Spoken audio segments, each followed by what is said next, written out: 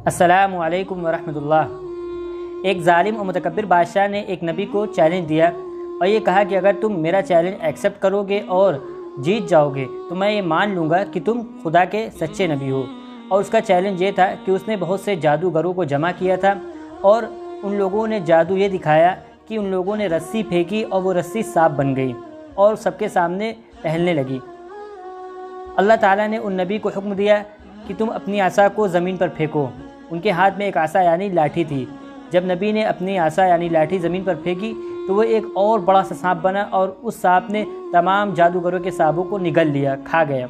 जादूगरों ने जब ये देखा तो वो फ़ौरन मान गए कि ये सच्चे नबी हैं और वो लोग ईमान ले आए। सवाल ये है कि वो नबी कौन है?